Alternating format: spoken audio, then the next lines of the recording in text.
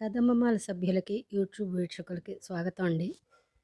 మళ్ళీ ఇవాళ మీతో కాసేపు ముచ్చటించాలనిపించి ఈ వీడియో చేస్తున్నాను. పెళ్ళిళ్ళ సీజను అటెండ్ అవ్వాల్సినవి ఎక్కువ ఉండి చాలా హడావుడైపోతోంది. అటు వైజాగ్ దాకా వెళ్ళాల్సి వచ్చింది.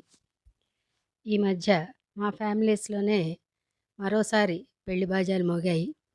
వాటి తాలూకు హల్దీ సంగీత్ ఫంక్షన్స్ కొన్ని సెకండ్లు ఊరికే సరదాగా మీకు షేర్ చేస్తాను. హల్దీ సంగీత్ అంటే గుర్తొచ్చింది. మన దక్షిణాదిని అదే మన సౌత్ సైడ్ మనకి హల్దీ సంగీత్ ఇవేమి లేవండి. ఇవి నార్త్ సైడ్ జరుపుకుంటూ ఉంటారు. కానీ కాలక్రమేణా ఈ పిల్లల సరదాలతో పెద్దవాళ్ళెవరు పెద్దగా ఇలాంటి వాటిని పెద్దగా ఇష్టపడకపోయినా, ఇష్టపడడం అంటే మరేం లేదండి. మన సైడ్ మనకి అలవాట్లేదివి మొదటి నుంచి. ఇటీవల ఒక 5, 6 ఏళ్ల నుంచి నేనైతే చూస్తున్నాను. అవి నార్త్ సైడ్ ఈ హల్దీ, సంగీత్ అనే ఈ 2 సాంప్రదాయాలు మనకు కూడా చొచ్చుకుని వచ్చేసాయి. సరే, ఏదైతే మన ఇండియాలోదే కదా.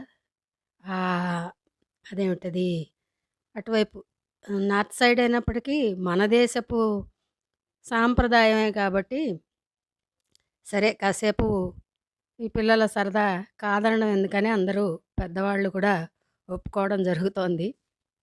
ఇంకోటి కూడా ఉందండి, మెహందీ. ఇంట్లో ఆడవాళ్ళందరికీ ఒక పూట అదో ప్రోగ్రాం. వెరసి హల్దీ, మెహందీ, సంగీత్ ఇవన్నీ మన పెళ్ళిళ్ళలో కూడా చొచ్చుకుని వచ్చేసాయి. కాసేపు సరదాగా మీతో షేర్ చేస్తాను. తర్వాత ఇది సరదా అయితే భక్తి కూడా ఈ మధ్య మా ఫ్యామిలీస్లోనే శ్యామల నవరాత్రులు అని జరిపాడు మా ఫ్యామిలీస్లో ఒక అబ్బాయి. చాలా బాగా చాలా నిష్టగా హోమాలు అవి చేసి వాళ్ళ నాన్నగారితో కలిసి చేశాడు. అందులోనే శ్రీపంచమి కూడా వచ్చింది. శ్రీపంచమి వచ్చేటప్పటికి అమ్మవారే కాబట్టి మా పాపతో పూజ చేయించాం. అదే కొద్దిగా చూపిస్తాను. అన్నీ ఊరికే సరదాగా మీతో షేర్ చేసుకుందామని చేస్తున్నాను. అంతా బాగానే ఉంది, కానీ ప్రోత్సాహం ఆ మధ్య బాగా వచ్చింది. చాలా హుషారు అనిపించింది నాకు. చాలా సంతోషం అనిపించింది. మళ్ళీ ఎందుకో కాస్త వెనక్కి వెళ్ళి ముందుకొచ్చి అట్లా అవుతోంది. తగ్గుతున్నాయి, పెరుగుతున్నాయి. అది నాకేమిటో అర్థం కావటం లేదు. మమ్మల్ని కూడా కాస్త ప్రోత్సహిస్తే ఏదో ఇలాంటివి సాంప్రదాయాలను, భక్తేనో, పాటనో, ఆటనో ఏదో షేర్ చేసుకుంటూ ఎంటర్టైన్మెంట్ మాత్రమే ధ్యేయం కాబట్టి అలా అప్పుడప్పుడు షేర్ చేసుకుంటూ ఉందామండి. ప్రోత్సహిస్తారు కదూ. ఇంకా మరి వీడియోలోకి వెడదామా?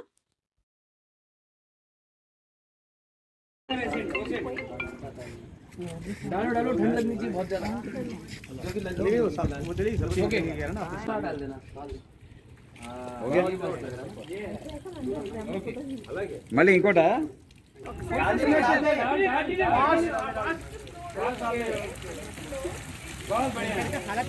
ఎంజాయ్ చేస్తున్నాడు వాడు ఎంజాయ్ చేస్తున్నాడు.